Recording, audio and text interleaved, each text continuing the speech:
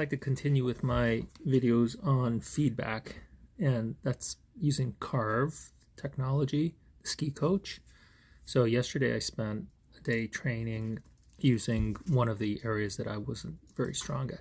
So what Carv has done now is it's created these specific skill areas that used to just focus on very, very specific skills like turn shape, but now it has created, things like dynamic skiing or completing a turn that encompass multiple single individual skills. It's addicting, but you're not going to necessarily do great initially. You'll learn very, very quickly where you're bad. Like the transition between turns, that's an area that I'm struggling with.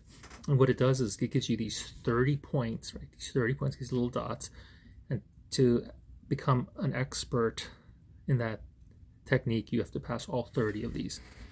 And each of those requires you to do 8 turns in a row that are meeting whatever the criterion is.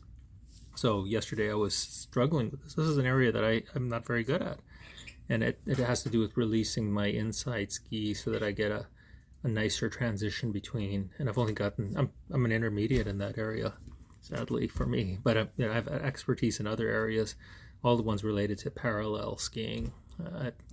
I've reached expertise in the first 2, and then there's completing, I don't know, I think called refining parallel, what I've got like 3 more dots that I have to pass in order to pass the expertise. So you got intermediate, advanced, expert. And then there's some areas where I'm past intermediate, I'm working in advanced. I love this, I love it, but you have to be able to deal with negative feedback, and you have to use your headphones too. Just get some wireless headphones. You hear the dings whenever you fail something, and you hear a nice chime when you pass it on a turn. And it lets you try to figure out, I was trying to figure out what was going on and not see when I hit a good turn or not. And it also requires you to, reduce the type of terrain you want to work on.